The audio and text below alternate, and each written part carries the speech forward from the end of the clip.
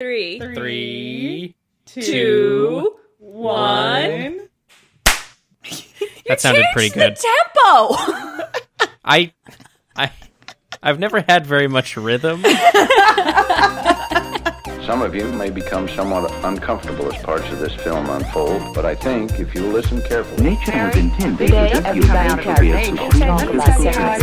a healthy, happy sex life is the most wonderful and terribly unpleasant. We've all experienced curiosity about ourselves and the opposite sex.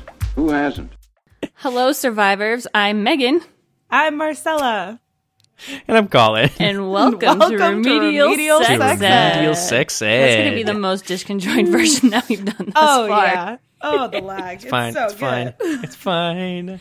So, Dear listener, we are trying a new recording setup today. Megan and I usually record in the same spare bedroom, but today we are recording in different rooms of the same house and Skyping each other. it's We're for trying the something best. a little bit different. It's because we love each other that we're in separate rooms. It's social distancing at its finest, folks. Yes, social distancing. So March is quite a month. Lay it on us, Marcella. What is March? What is March? March is Women's History Month. It's Sexual Pleasure Month. And now it's the End of the World and Social Distancing Month. Yay, end of the world. Quarantine time. So as you're probably aware, coronavirus is a thing. In case you're one of the people who's still living with their heads in the sand, it's spreading at what might be a concerning rate. But, you know, people are kind of going a little ham with buying toilet paper and stocking up on canned goods. And I don't know if there's any Purell in existence in the world anymore. Nope. No Purell, no Lysol. So on top of all these things that you're stockpiling, in case you do get quarantined for anywhere between 2 to 4 weeks, which is starting to look to some degree a little likely. Like, I know I've been preparing all week and every single one of my clients has started forcing employees to work from home. And I think we have a pool right now going on in the office if we're going to be in on Monday or not. So which is pretty common, I think, for a lot of us out there. Yeah, which is all well and good. If you're able to stay home and work from home, please do so. If you're not able to, we're hoping that the governments and the laws that are current or bills that are being put out there are pushed forward in order to help you guys out. Yeah. And I think, with all the fear that's going on right now it's really important to support your local businesses, support your local artists. So go out and, really give those who aren't in the same position where they can work from home some help right now because they are needing it. If you need to order delivery, really need it. Order food delivery from one of your local restaurants. Yeah, if you want to plan a really sexy date for once we're allowed to enter the outside world again, maybe buy a gift certificate for some of your favorite restaurants or spas or other places that are seeing a huge loss of customers right now and are worried as to whether or not they're going to have to close their doors. But on top of that, giving love to those who need it, also be thinking of how you're going to be giving love in the future because one of the side effects of coronavirus is that 6-foot distance from other people. Mm-hmm. It is a time. It has led to what this podcast is all about. We're so ready. But our number one pro tip, I think, comes from Megan. Megan, what should we be stocking in surplus that we aren't already buying on top of our toilet paper? Y'all should be stocking up on condoms and lube. Because if you're in a place for 2 weeks with your partner, y'all best be prepared or else 10 years from now, the generation's going to be called Corona babies. Is something to think about. How much lube is enough lube? How many fleshlights are you going to go through in a month? You're going to burn right through them. Yeah. Vibrators, dildos, they do wear out, people. Plan the motors ahead. die. Get yourself some D batteries. Get your whatever you need. So on top of it, for those who will not be in 2-week quarantine with their sexual partner, it's time to be prepared on how to masturbate. In case you are not already a self-expert. I mean, I don't know you. I don't know your life. Maybe you are more knowledgeable than all three of us. Highly likely for me. So, yeah, no. So that's what this episode's going to be about. Primarily, our research today is going to be on the history of vaginas and masturbation. And there's going to be some twists and turns, and we're going to learn a lot of stuff. The world has many a myth, and I think that's where we're going to start off today. Is I'm going to answer some questions about things you may have heard that are completely not true. Yay! Please enlighten us. The number one myth that I think every single person in middle school believes is that women do not masturbate. Lie. Big old lie. Big old lie. Women definitely masturbate.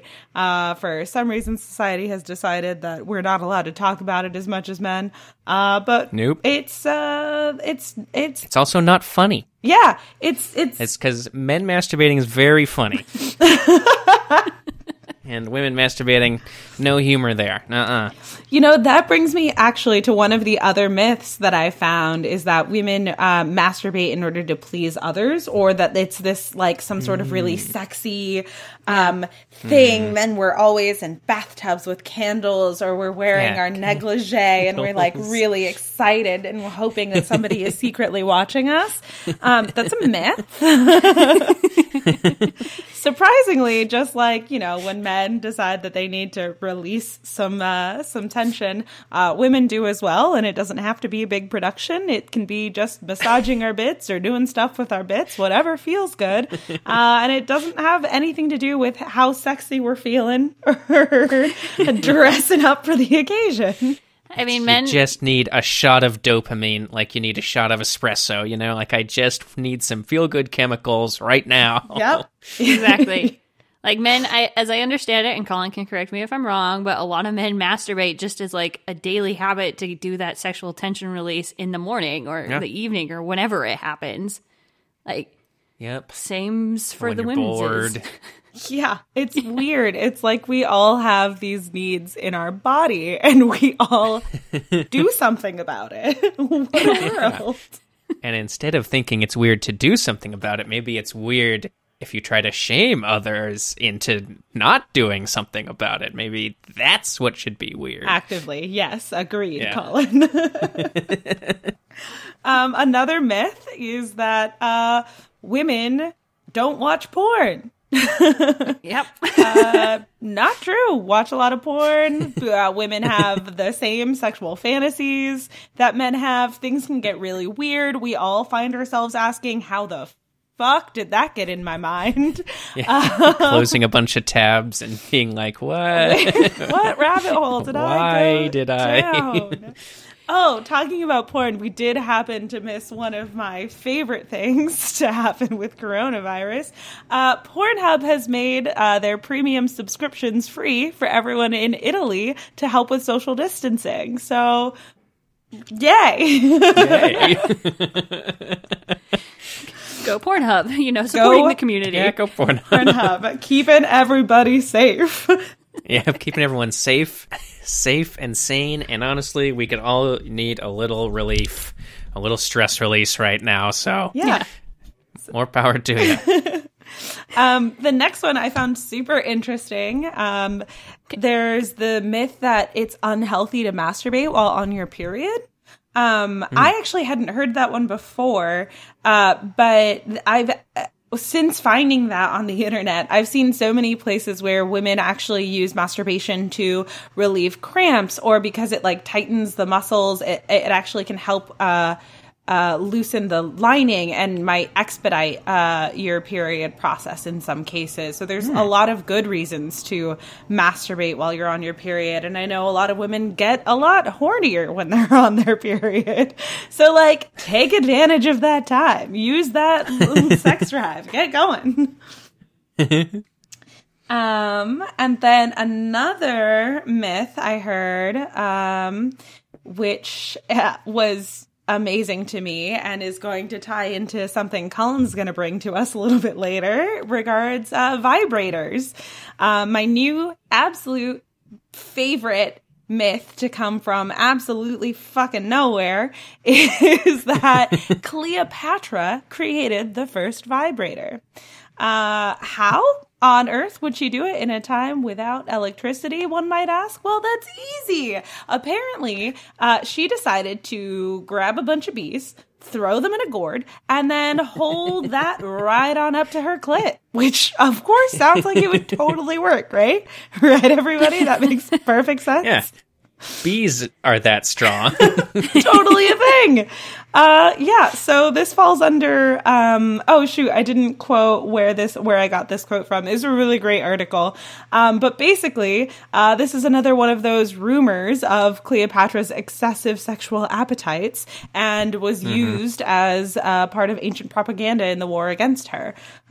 So basically, society hasn't changed. Yeah, we definitely need to have an episode on myths around powerful women's sexuality, Cleopatra, Catherine the Great, even Hillary Clinton. Yes. Oh my gosh. Oh, talking about Catherine the Great, we've got to talk about, I will post this image, I swear. But she had this crazy cool table that was just multiple cocks and boobs and they've created restorations of it based on pictures from the Nazis burning it down. But guys, that girl knew how to party. So some of the rumors about her are based in truth. It might be. I don't know, but that's one hell of a table. Is all I gotta say. I mean, she definitely never fucked a horse. That's just a rumor. Yeah, that's what I was referring to, kind of obliquely. But that table, I've seen pictures of it too, and it's spectacular. She had a sexuality, and then people took it and made it weird.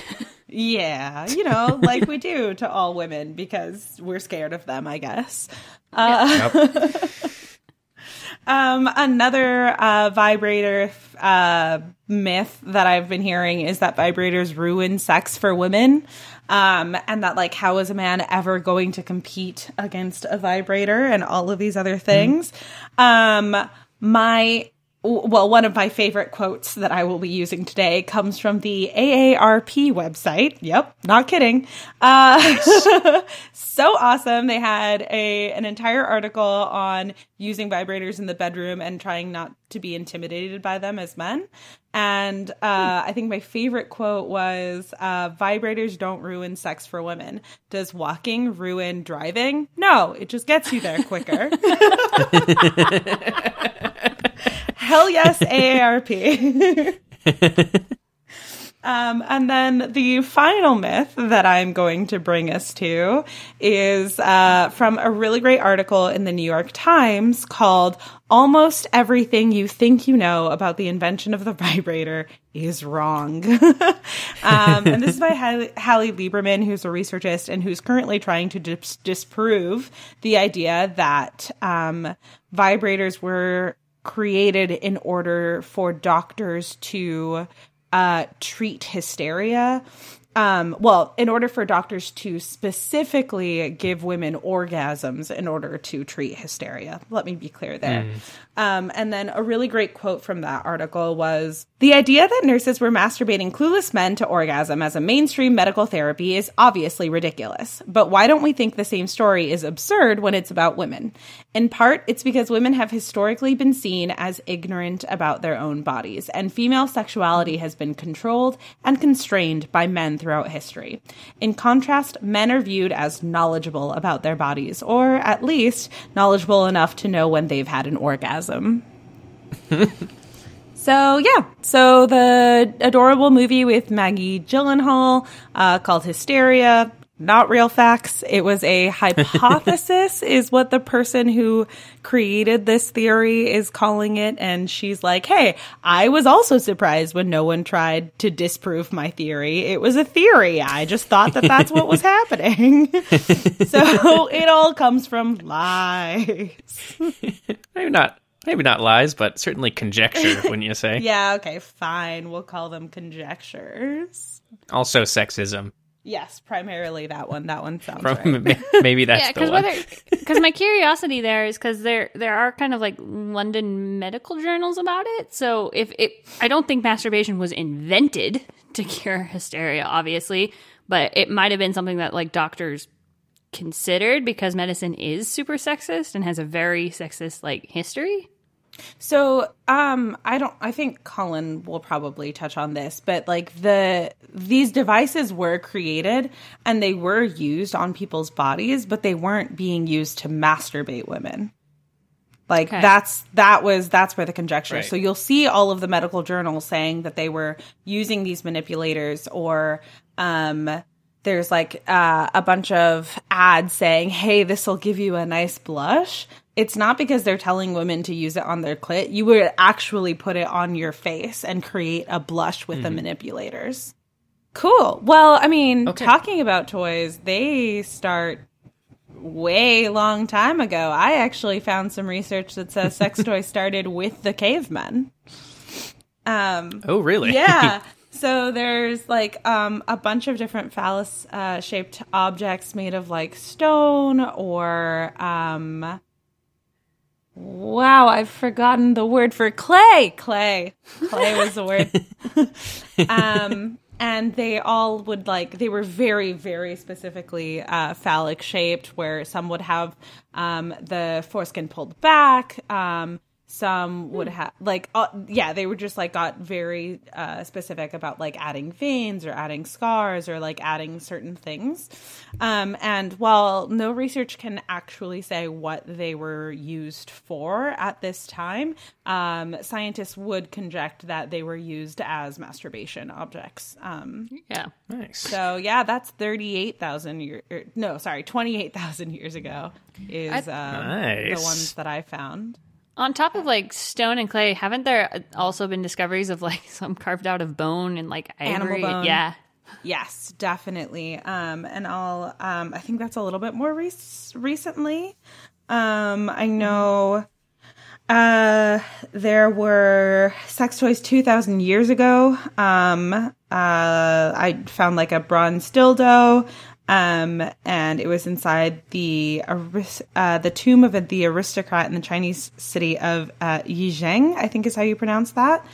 And basically ancient Chinese culture considered sex toys as a type of art form, according to this article that I saw. And then there's jade and bronze butt plugs, and it looks like they were used to seal certain orifices in corpses and to maintain the body's chi, and not as sex toys. And that was found in Shanghai, also about 2,000 years ago. And then in Greece, I found that dildos were most commonly used out of bread. And carved into the shape that you want to use. Yeah, no, I'm not. Megan's giving me a look, and I'm like, yeah, no, I said bread. How does that? Okay. I don't know, but you should look into the book "The Joy of Sexus: Lust, Love, and Longing in the Ancient World" by Vicky Leon. Huh. And it talks about the biodegradable sex toy made out of bread. I mean, I guess if you left it out for long enough. Yeah, I don't know what their bread was made of. I don't know how hard it was, how soft it was. But yeah, they talked a lot about how it was probably used with men on men rather than women using it on men. Women, while it was a time of free sexuality and people didn't really classify themselves as to what gender they were attracted to, women were still not allowed to penetrate because penetration was a male thing, and only men were allowed to penetrate others at the time. Which I found fascinating and boring, but yeah. So would you use a bread dildo kind of for legal reasons? If you're, as a woman, if you're using bread to penetrate, it biodegrades, so there's no evidence to incriminate you of penetration? I don't think so, because at the time, sex was like, revelry was perfectly allowed. It was such a sex positive society that like I don't think you needed to worry about that. But you said that women couldn't penetrate. Women aren't allowed to penetrate men. So like but men they can could penetrate other men. women with toys? Ooh, good question. I don't think so. So, that's my point. Like from a biodegradable dildo, that actually makes a lot of sense because it dissolves. Right, like you have it for sex and then it goes away, and like no one can find it in your possession. Who's to say there weren't a lot of women cheating the rules and using the bread for that for that purpose? Absolutely. Yeah, no, I have no idea, but I like that theory. Just trying to figure out how, like, there's so many better substances. Like, I'm still confused. I know. I was really surprised, too, because, like, when I first started seeing these, like, ancient dildos pop up, it, like, felt very, like, Greco-Roman type of materials, but all of the materials that I would have assumed were Greco-Roman were actually being used in China. Okay, so something that I found really, really cool was the Han Dynasty. They believed that their spirits were actually going to continue living inside of the tombs that they were buried in. So that meant that they had to stock up all their favorite sex toys in the tombs with them so that they could continue to use them, which I was like, that is insane. I love everything about that. So yeah, I'm trying to figure out, they had like large phalluses, bronze dildos that were like incredibly intricate. Yeah, so I thought that was just like an insane, cool thing of, we always talk about the closest possessions of the emperor and what they would take in with them and like that kind of thing. Dildos were one of those things.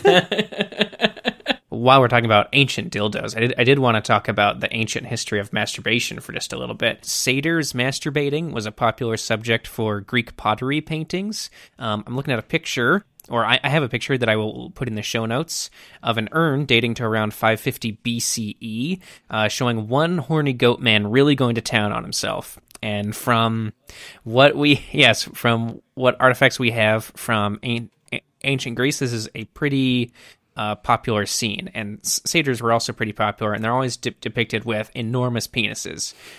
This one's penis is like a quarter of the length of his body. It's curved so straight it might be like a third of the length of his body. Wow. Yeah. And yeah, so they had the ancient Greeks had no problem with that. Masturbation is a pretty common topic among the comedies, Greek comedies, especially those of Aristophanes. In the ancient Sumerian religion, the god Enki was said to have created the Tigris River by masturbating and ejaculating into dry riverbeds. Similarly, in ancient Egyptian tradition, the god Atum was believed to have created the whole universe by masturbating and ejaculating into the void. Tellingly, his name is thought to be derived from the Egyptian verb to finish. In the ancient world, in BC times, attitudes towards masturbation in the Western world were pretty positive or relatively neutral. And those attitudes lasted well into the rise of Christianity. As far as I know, despite those relatively positive attitudes, masturbation came to be associated with sin, sickness, uncleanliness, and mental illness starting in the 17th century. It probably started well before that, but this is when it really seems to kick off. Wikipedia states, in an uncited paragraph, mind you, that this was a middle-class moralistic reaction to the libertine attitudes of 17th century nobility. By the 18th century, anti-masturbation discourse took on a more medical and rationalized tone.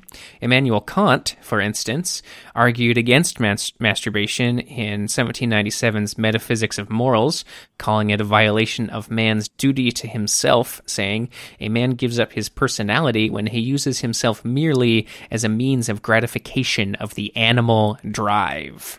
Wow. So that's the ideological framework we're working with here, which brings us back to the vibrator, hopefully. We're at least now in the same century. we're in the midst of this rational, enlightened conservatism that characterized Western philosophical thought in the 18th and 19th centuries, with some notable exceptions, obviously. Paris during the Belle Epoque, as we touched on during our burlesque episode, being one, but you know what I mean. We're talking Protestant morals and Enlightenment philosophy. Cool. So, Marcella, do you want to talk to us a little bit about hand crank vibrators? Sure. Or the very first vibrators? So I think the first hand crank manipulators were coming out in the 1860s. And the one that I found is a steam-powered manipulator. And basically it had a dildo attachment, and it was attached to a steam engine that produced vibrations. I guess it was a device used to alleviate hysteria. It's difficult to look into what the use of this were, because this one is very phallic shaped, and a lot of the research suggests that it wasn't being used to actually masturbate women, but this one was definitely phallic shaped, and I think they were saying that it was used to help with severe cramping or issues with the pelvis. And then as the designs continued, it became a hand crank, and you could basically put the end of it against a part of your body and then use the hand crank in order to create the vibration. And the theory was that like the vibrations were a cure-all for everything, headaches to pelvic pain to all of the different things. But there isn't any documentation of when it turned into something used to masturbate. Right. We just assume that these things were eventually like noticed as to where they could go, and then were then used in that way. And that's where the theory comes from. But in historical documentation, there's nothing to say that a doctor would have ever done that to you. That goes right into where I was going to pick up with the history of the vibrator. Credit for the invention of the electric-powered vibrator as we know and love it today is typically given to the English physician Joseph Mortimer Granville, who we mentioned at the top that movie in 2011 is about. Oh, it's called Hysteria. But there are competing accounts of it first being used in Paris at the Salpêtrière Hospital, invented by Dr. Romain Vigoreux, which sounds like a porn name, Roman Vigorous. Yeah. But apparently he was a real guy. He was a doctor who was working with early forms of electrotherapy for dealing with hysteric patients. Basically what we know today as electric nerve stimulation. He was involved in some very early experiments with that. So kind of the same thing that Dr. Granville was involved with in terms of nerve stimulation. It's just that he was working with a vibrator or that would perform percussion, and Dr. Vigoreux was doing similar things, but mainly working with electrotherapy. And I am going to take another slight digression into a definition of hysteria. So female hysteria was an affliction believed by Western medicine to be common in women for hundreds of years. Going back again to the ancient Greeks, it comes from an ancient Greek word. Its symptoms were numerous and varied. They included anxiety, shortness of breath, fainting, nervousness, sexual desire, insomnia, fluid retention, heaviness in the abdomen, irritability, loss of appetite for food or sex, paradoxically, sexually forward behavior, and a tendency to cause trouble for others. So it's a bit of a catch-all term for inconvenient women. That's kind of what that boils down to. Yeah. And since we're in the aftermath of the Enlightenment, everything has to be rationalized and medicalized. So in my nutshell opinion of what's going on here, the 19th century was a time of rapid change and development in terms of technology, medicine, and how society was structured. It's not particularly surprising to me that we see a dramatic upswing in both cases of female hysteria and new treatments for it, especially in Great Britain, a country that was rapidly moving from a rural agrarian society to an urban industrial one. So it makes perfect sense to me that we're seeing like these new steam-powered inventions and electric inventions to cure what is basically just widespread anxiety at how much things are changing. But again, that's just history according to Colin. But I think my hypothesis, a likely one. As likely as the hypothesis in the movie Hysteria. Yeah. I think it's most important to point out that Dr. Granville, according to his own writing and research, never used his vibrator on a female patient. In his 1883 book on his research, Nerve Vibration and Excitation as Agents in the Treatment of Functional Disorder and Organic Disease, he wrote, "I have never yet percussed a female patient. I have avoided and shall continue to avoid the treatment of women by percussion, simply because I do not wish to be hoodwinked and help to mislead others by the vagaries of the hysterical state." So take that for what you will. A little more sexism for you to deal with. But he was pretty insistent that he was never using his percussive treatments on a female patient at all, much less the clitoris. Yeah, that and quickly disproves the plot of the movie. But right. He worked... I will say that he does seeing... So he is working to distance himself from any sexual use for the vibrator, and the fact that he would do that work to distance himself makes me think that somebody, somewhere, some doctor, was using it for that purpose, or at least there was a big enough rumor. I don't know. We don't really know. I mean, there are still cases of dickhead doctors who have completely abused the trust put in them, so it's very possible that while he wasn't doing it, that others might have. Right. Or does the doctor protest too much, and was he the one doing it? Yeah, you raise an interesting point. Maybe he was. But the way this thing is designed, it's like it doesn't look like the vibrators we have today. It is more like if you've ever seen a deep tissue massager that's like a rubber ball on the end of a power drill that sort of just like gives you rapid percussive treatments into your, or a percussive motion. Yeah, it's they're basically like that. So it would have been pretty intense for a vibrator. Just getting your clit punched. Just done. Like using it like a speed bag. Yeah, look, people are into different things. That's fine. Yeah. I'm sure people have used a Theragun on their vagina. Yeah. Oh, okay. Yeah, no, I think you're right. Okay, so Granville's research focused on using the vibrator to stimulate muscles and nerves in his presumably male patients to treat nerve pain, irritability, and even constipation. And punching the poop out of people.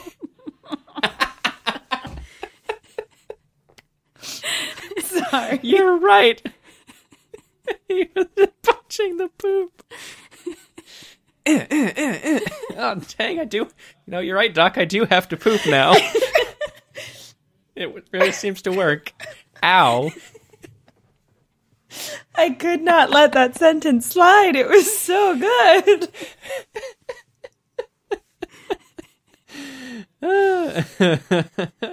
Oh, brilliant, Colin. Brilliant. Yeah. And, so basically he was trying to see what the effect of mechanical percussion had on the nerves and muscles on all over the body.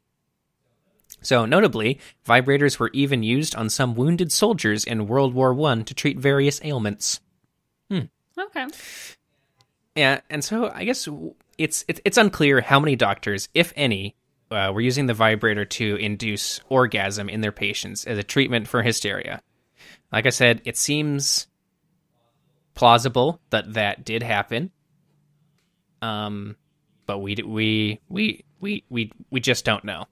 What we do know is that vibrators started being used as vibrators around the start of the 20th century when they became available for home use.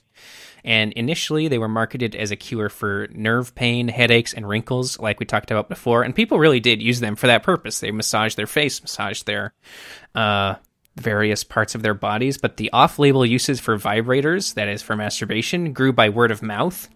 And they became to be the subtext of printed advertisements, like we talked about earlier, with like personal massagers, neck massagers, all that sort of thing that show a very happy woman sort of like holding it sensually against her face.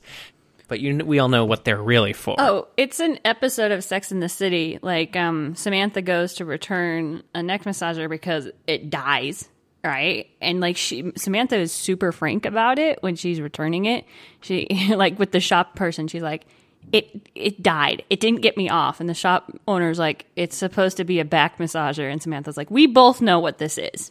Yeah, like the Hitachi wand. And like she goes in back to like look for a new one to swap it out. And there's like 4 other women there. And she's giving like professional advice on like which one is a good like personal massager. Like it's hilarious. Well, I know that Sex and the City was also one of the reasons that the rabbit became so popular, which I hope I'm not jumping ahead here, Colin, but like modern vibrators, they were marketed specifically in Japan as personal massagers because the government really limited any sexual use out of everything. So as rabbits started to be developed, the reason it has its name is it was like shaped in the clitoral stimulant was like shaped as a little bunny, so that it was like, oh no, this is like a fun cute little thing. Like there were all sorts of different animal shaped personal massagers, but really the ears were supposed to go on your clit, and it was like a very specific design. That's interesting. As the same thing happened in the 1920s in the UK and the US. Because vibrators, so they were sold as a sort of wink-wink personal massager in print ads through the 1920s, right? Until they started appearing in pornography. At which point, they couldn't be advertised anymore because the subtext was now text. And, yeah, they had to shut down the ads. Interesting. The government's so afraid of the people having pleasure. I know, it's really, it's an obsession. And that was kind of the end of the vibrator until the sexual revolution in the 60s, when the first patent for a cordless handheld vibrator appeared and sort of defined or became the vibrator that we know and love today. Yeah, no, it was the one to be developed with like silicone, right?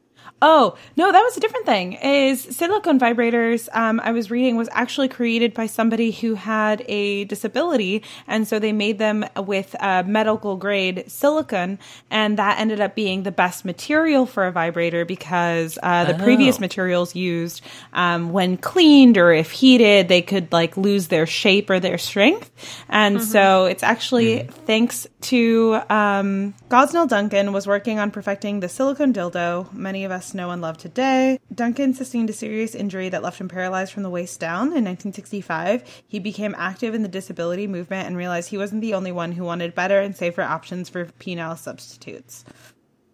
So, yeah. Thank you, Gosnell Duncan. Cool. Thank you.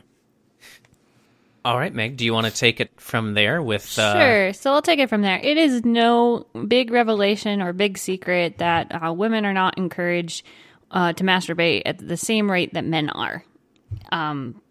Or I should say that people with uteruses are not encouraged in the same way with people with penises. And I know in our sex ed, I've heard all sorts of crazy reasons as to why this is. Some of the theories are like, since penises are external of the body, whereas uteruses are internal, boys can like figure out how to play with themselves a lot easier than women can. Like it's an interesting plethora of reasons as why this is. I think it's completely based in shame is my spicy take on it. So I guess the first thing I would say on how to masturbate is to take that shame away and embrace self-exploration, because it's an amazing thing. And teach us, Megan, teach us to masturbate. And I would say for me personally, and there's no science behind this, because masturbation, since it is self-pleasure, is a very personal thing. And the reasons why people do it are completely within themselves. So I can't give you like scientific reasons as to why you masturbate, since self-love is completely up to you. But I would say that masturbation falls into one of 4 categories for me.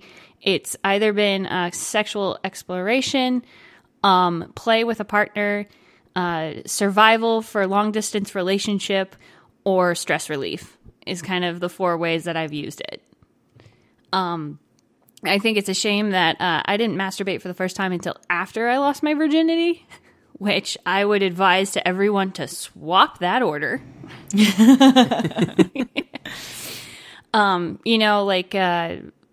Communication is key in any sexual interaction, and for you to know your own body is the best way to advise someone else to explore it with you.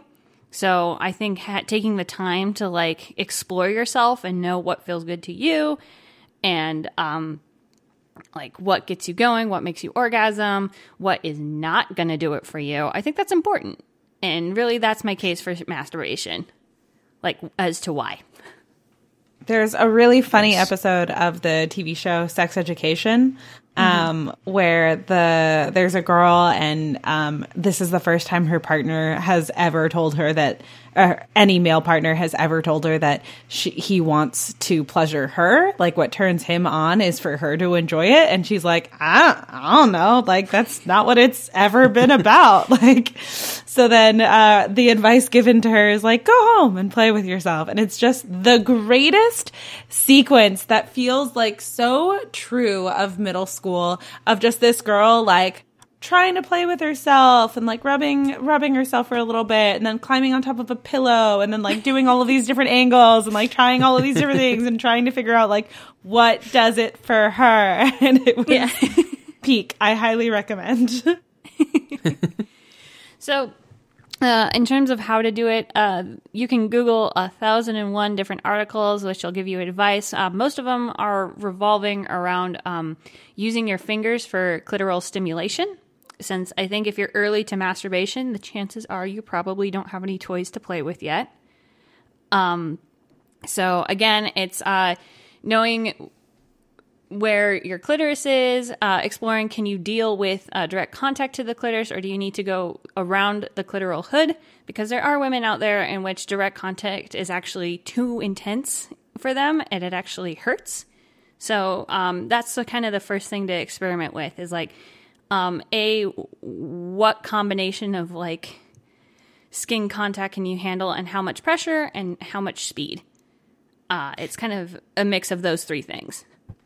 I think it's super important to highlight here that a majority of women orgasm through clitoral orgasms versus penetrative orgasms. Mm-hmm. So yeah, definitely starting with clitoral stimulation is probably one of the best ways to try and figure out your body.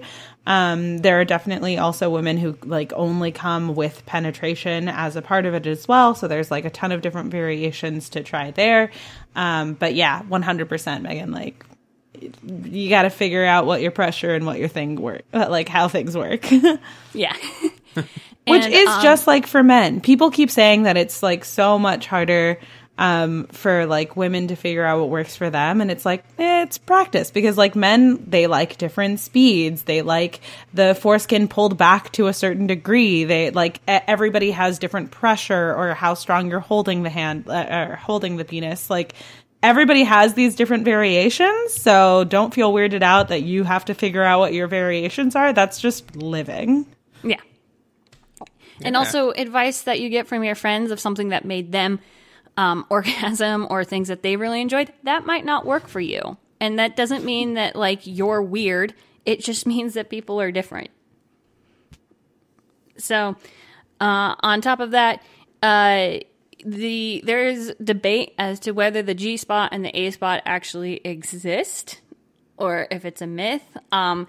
As we kind of talked about briefly in the Bits Awareness episode, these are just pressure points on where they are contacting with the bigger, because the clitoris that's visible, it's just the tip of the iceberg in terms of the female sex organ that surrounds the entire vagina area. So you can theoretically reach your G spot with your fingers. The A spot you can't. Like, that's something that you're going to need, like, an additional dildo or toy to get with. And even with the G spot, even though it's technically possible, some women complain that it's a little distracting to try and get at that angle while playing with masturbation. So having, like, a dildo or a vibrator, like some additional toy to help get you there to experiment with penetration is advised.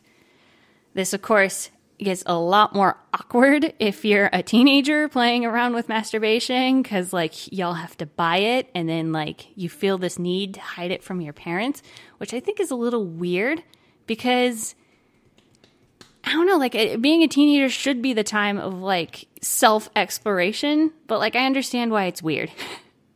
Yeah. I definitely would not be talking to my mother right now about how to masturbate. So, like, no pressure, teens. Like, it would be weird for your parent to, like, give you a sex toy and be like, I don't want to talk about this, but go, right? Like, just hands it to you. Trust me on this. Yeah, this is for you.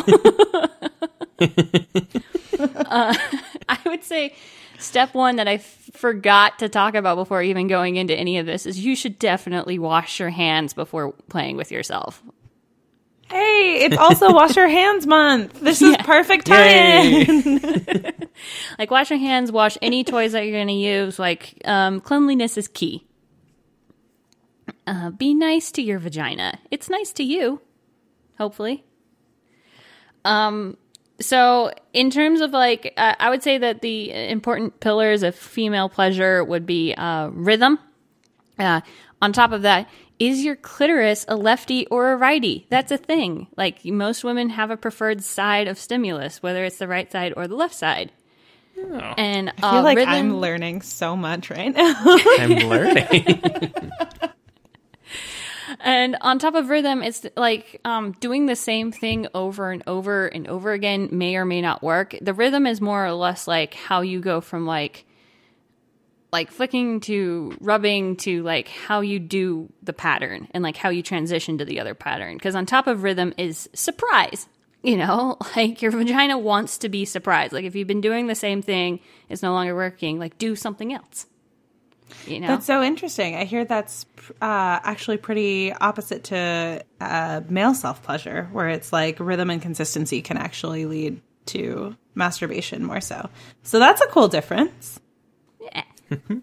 And then the most important, also important on top of those two is framing. And what I mean by that is where your headspace is going to be important for either masturbation or any form of sexual interaction. Like, getting yourself into a turned on sexual mood. Like, you will achieve orgasm so much better if you're in the headspace to get there. So we're back to the candles, is what you're saying. It can be candles, it can be a movie, it can be conversation. Like, there are 1,000,001 ways that you can get aroused. It can be an extra glass of wine. It can be, like, so many things that lead to, like, the framing of your mind. Like, the weirdest things in the world will turn you on. Been there. Yes. Yeah. There is a website that Emma Watson has suggested, and also if you Google how to masturbate, a lot of articles will point you back in this direction. It's called OMG Yes. It is a subscription-based website focused on female pleasure. However, it's for women, men, and couples. And there's two options. You can either go into the masturbation-only subscription, or you can go for masturbation and couples. And it's a difference of $49 versus $89. But this website has videos on how to interact with your vagina. They have articles. They have suggestions for any form of sexual pleasure. They partner with the Kinsey Institute, which is where a lot of sex research comes through. And Dr. Kinsey, we know him. Yeah, Dr. Kinsey. And on top of this, they have, like, a virtual vagina that you can play around with, like, patterns of stimulation to see success. I use a mouse track? Like that is, I'm so intrigued. I don't know if you use a mouse track or if like you have an iPad or a phone or something, if you can use like the touch screen. Like I'm so intrigued by it. All right. I'm interested. OMG. Yes. Yeah. But a lot of people highly recommend this website. Apparently it has great advice and it can take you deeper into the science of why certain things feel good versus others.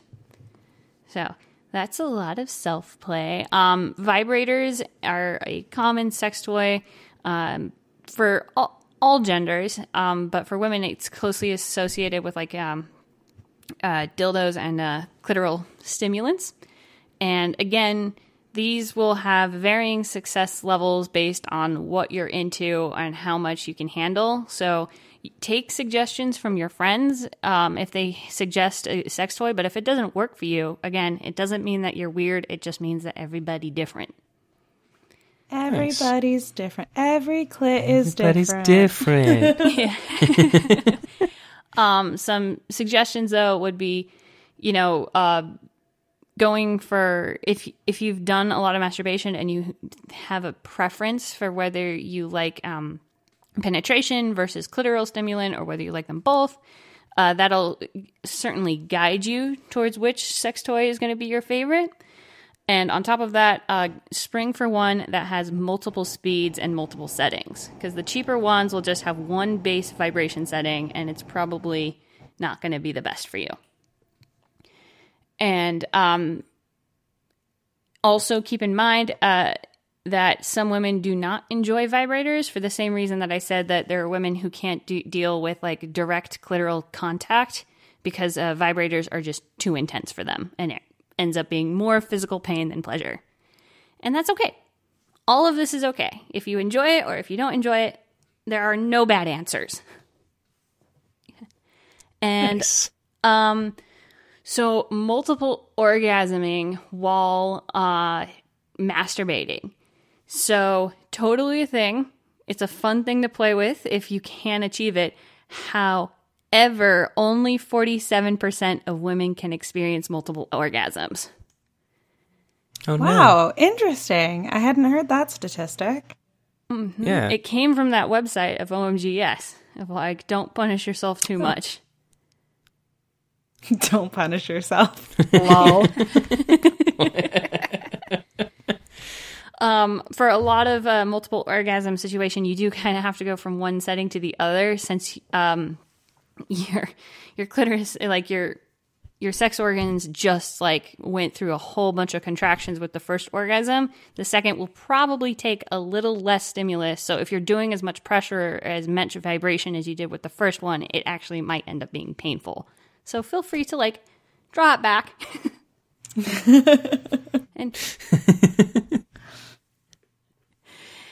And then the last one that I want to talk about is long distance relationships. So back in 2012, Colin and I did a long distance relationship, which was interesting because that's probably when we had the most communication. Or no, this was 2013. Anyway, because Skype became such an important part of our relationship. So it became like, how much can we talk to get to know each other and experience dating each other? And also just, so much Skype sex, which is a category of its own right. 1000%. Yeah. Which I do recommend. It was very fun. Yeah. And so there are so many more options available for long distance sex toys that on the market now than there were back then. I don't know if this is still a thing or not, but back in 2013 they had this like this long distance kissing thing where like there was like this receptacle that you connect to Bluetooth and like you would kiss it and there was a tongue inside of it and it would like kiss the other person. We didn't end up getting this. Colin and I were in college, so we were super broke, so we had like no long distance sex toys. Fascinating. I've definitely heard of like dildos and Fleshlights. Yeah, that like you can interact with or but like using your, like, actually using your tongue, like simulating your tongue. That's fascinating. Yeah. Yeah. I don't know how well it works. I don't know how weird it is, but it's a thing. The delay has got to be weird. Yeah. So there are a ton of like bullets, like dildos, vibrators, fleshlights, Revive. everything that are Bluetooth connectable, and you can use in a long distance relationship to like play around with the settings with your partner to their varying pleasures. One of the interesting things that I saw was an iPad holder that went around a fleshlight, so that if you were Skyping, they could be like in your lap, and you'd have the visual while the sex toy was going. Okay. That's so interesting. Yeah, I found Very interesting. I know of one that like like you were saying, you can manipulate like how quickly it's stroking your partner and that kind of thing. And then it also had a self-play setting where you matched up to a song on your phone, and then it would like use the vibrations and the pattern of the song to manipulate. Yeah, and there's ones that match each other's settings, so that like the two of them, as hard as your partner's going on like their end of it, it'll match the settings on the other. So like they're reactive to each other. Yeah, so cool. Yeah. Science is amazing. And you can so much of modern science. Social distancing. Yeah. So much of modern science is like thanks to sex or porn or these things. Yeah. Like we needed to invent ways for these things to work, so then we created them. And the cool thing I would say about most of these companies that are doing these like long distance couples sex toy is you can configure them however you want, right? So it's open to however like your sexual partner configuration is. You know, if you need a fleshlight and a dildo, you need 2 dildos, you need 2 fleshlights, however you want to configure it. Bluetooth controllable prostate stimulants. So you can configure any of these however you want together. Like it's not purely targeted towards men and women couples only. Like it's totally however you need it to be. Love it. Nice. Yeah. We're all sexual cyborgs. Yeah. And then the last thing with the advance of technology and long distance is doing VR porn. So, like, if you have a sex tape with your partner that you want to revisit, is you put on the VR goggles and you can do masturbation of video footage of, like, your partner on top of you, however you want to do it. Nice. VR, so cool. Yeah. Buy your Oculus today. And so those are kind of the various ways that you can do it. Really, the best instruction I have on how to masturbate is to just start. Yeah, and feel free to like really get in there. I feel like women are so cautious. Like so many people have no idea what their vagina looks like. And like get a mirror. Get a mirror. Like maybe you're pretty lippy and you want to move some of that lip around so you can get a little bit of a better look, or maybe you have more of a hood than another woman or than another vagina haver does. Like learn to pull it back, learn to see like, okay, this is my clitoris. How is stimulation directly on it? Like Megan was saying, do I need to leave my hood down so that I do it through the hood? Like just get in there, because I feel like we have so much anxiety about touching our vaginas that I think it needs to be said that like get real familiar with it. And also there's no shame if you're rubbing up against something. Like there's so many like clips of women like pressing up against the laundry machine as it's going, or like rubbing up against pillows. Like, there's no shame in any of this. Use your shower. If you have one of those shower heads that you can move down, like the handhelds, those are fun. Water jets are fun in general. Yeah. Like, believe me, I really doubt you're going to be the first person to try something. That's all I'm saying. Yeah. Somebody somewhere has done it. Yeah. And I mean, also no shame. Like, I know we've talked a lot about female pleasure today, but there's also no shame in male masturbation either. Like, they need to hear it a little less because they have it a little bit more normalized, but still, there's no shame in being a teenage boy who's touching himself. Also, any age. Oh, no. penis Yeah, any haver age. who's Any touching age. themselves. Like, you're good. Yeah. And one last thing. I think there's this, like, popular belief that if you're in a committed relationship and, like, you find out that your partner is masturbating, like, there's some people who believe that that means that they're bored with your sex life or that you're not enough. No.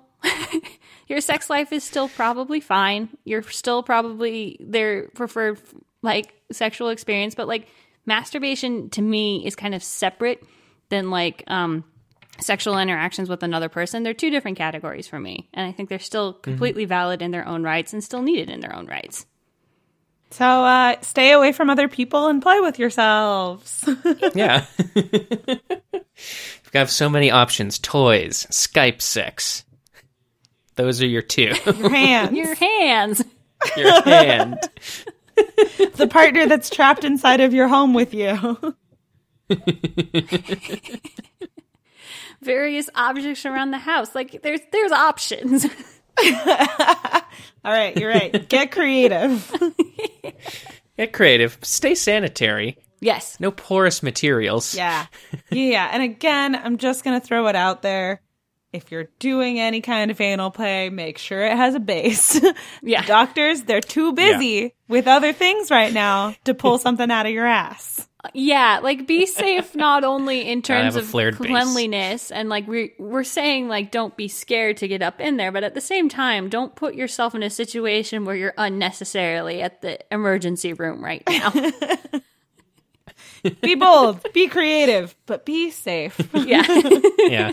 And you can always keep your toys clean by putting a condom over them Yeah. if they're phallic shaped. Stock up on condoms.